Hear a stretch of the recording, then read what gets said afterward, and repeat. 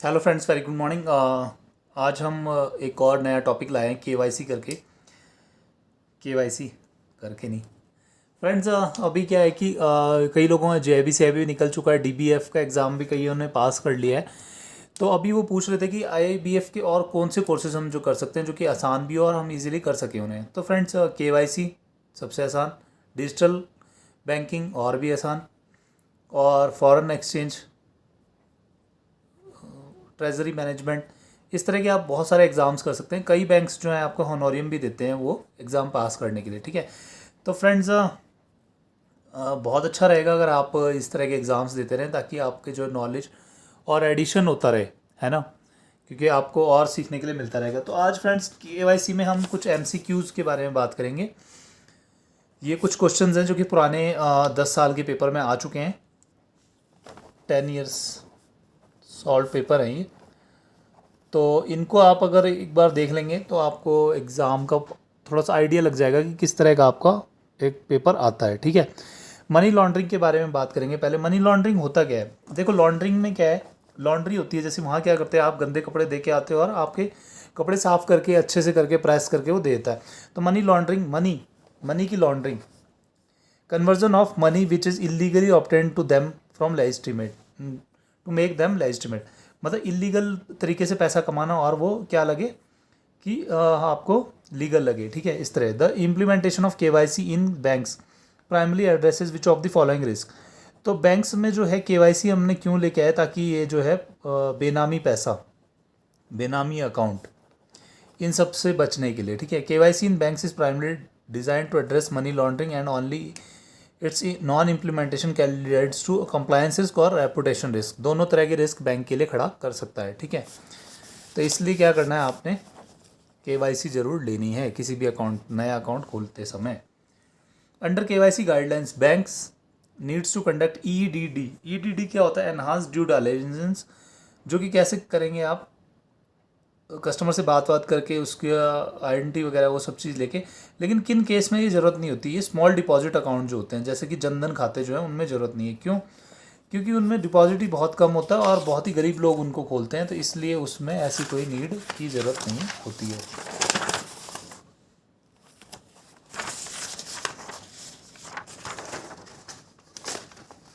Next देखिए question, as पर FIU guidelines, a bank has to mandatorily maintain records in case of suspicious transaction for a period of dash years from the date of cessation of the transaction between the client and the bank। देखो friends, ये question बहुत बार आता है, बहुत बार। इसमें यही पूछना चाहता है कि अगर मान लो किसी बंदे ने अपना अकाउंट खोला, थोड़ा टाइम ट्रांजेक्शन करी और फिर बंद करके चला जाता है, तो हम उसके डॉक्यूमेंट कब तक संभाल के रखेंगे। तो हमेशा ध्यान रखना इस क्वेश्चन का आंसर क्या है, 10 ईयर्स, 10 साल। उसमें ऑप्शन में आपको कंफ्यूज करने के लिए क्या देगा, greater than 10 years, lesser than 10 years, equal to 10 years, ऐसे करके, या फिर नन ऑफ दीज, ऐसे ऑप्शंस दे देता है। तो कभी भी कंफ्यूज नहीं होना है आपने, क्या आंसर होगा इसका, 10 साल तक संभाल के रखना है, इक्वल टू 10 ईयर्स। एज पर FIU guidelines, the records of all information on identity of clients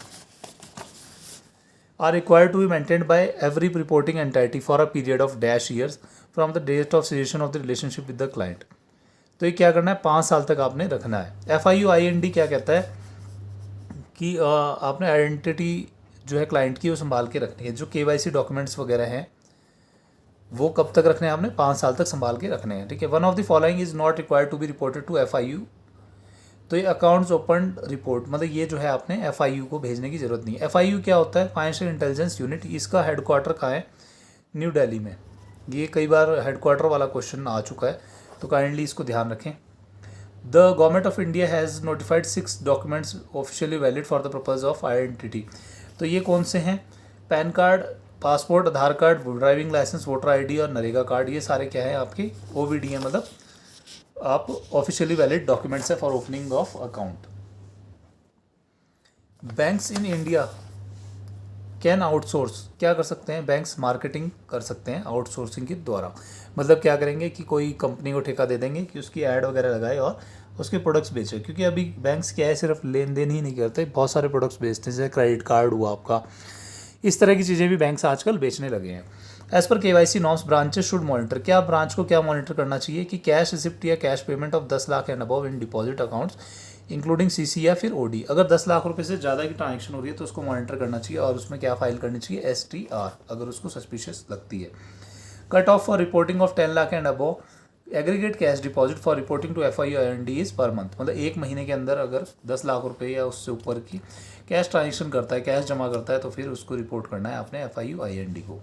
for KYC norms customer means, KYC क्या चीज़ है, जो आप भी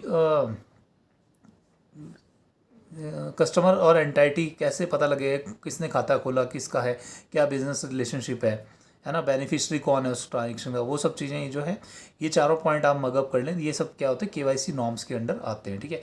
इन an account fresh KYC are to be obtained for after how many years. देखो friends, ये question ना बहुत बार repeat होता है KYC के एग्ज़ाम में। तो इस क्वेश्चन में हमेशा क्या पूछना चाहता है वो कि हाई रिस्क अगर कस्टमर का अकाउंट है, हाई रिस्क कौन से होते हैं, बुलियन में जो काम करते हैं, ज्वेलर्स हो गए, क्योंकि इनके पास में जो है पैसे का सस्पिशियस रहता है कई बार। तो इनकी हाई के केस में क्या होगा, हर 2 साल बाद आपने जो है KYC लेनी है। लो होता तो 10 ईयर्स और मीडियम बोलेगा तो 8 years.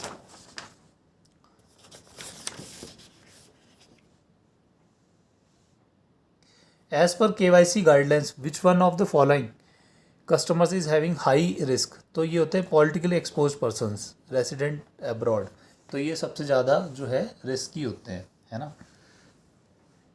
In which of the following cases it is not necessary to identify and verify the beneficial owners of the KYC norms of RB where the client is a partnership firm। तो यहाँ पे जो है identity और verify करने की ज़रूरत नहीं है, क्योंकि पार्टनरशिप फर्म में क्या होगा, बहुत सारे पार्टनर्स होते हैं। The risk of money laundering और terrorist financing is lower in basic saving account. जैसे कि मैंने बोला आपको कि ये स्मॉल अकाउंट होते हैं, इसमें ट्रांजेक्शन बहुत ज़्यादा नहीं होती हैं, ठीक है। FATF, ये देखिए साथ में रेफरेंस भी लिखा हुआ है, तो आप अगर कोई डाउट लगता है तो आप ये इस सर्कुलर में जाके देख सकते हैं। FATF is an inter governmental body of G7 group of countries, a policy making body standards for money laundering and financing. तो FATF का फुल फॉर्म पूछ लिया इतनी कहानी बताने के बाद। तो कई बार ऐसे ही क्वेश्चन आपको मिलेगा। तो ये होता है financial action task force.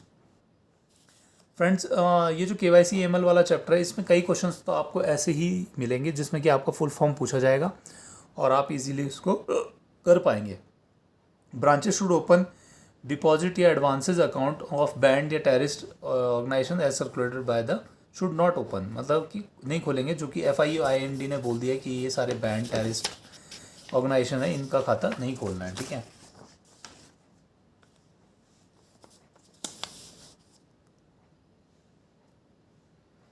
Is India member of FATF, तो क्या मेंबर है FATF का, हाँ जी है, ठीक है, ये ध्यान रखना हमेशा, यस है इसका answer. Unusual activities in respect of an customers account is are, तो अनयूजुअल एक्टिविटी क्या हो सकती है, opening of account at a place other than the place of work. मान लो आपका घर जो है घर के पास में 2 बैंक है और आप तब भी जो है कहीं और दूर जाके खाता खोल रहे हैं, तो कुछ सस्पिशियस डाउट हो सकता है, ठीक है। फ्रीक्वेंट डिपॉजिट ऑफ लार्ज सम, मतलब आपके पास में बार बार जो है नगद पैसा कहाँ से आ रहा है, तो वो भी एक डाउट रेज कर सकता है।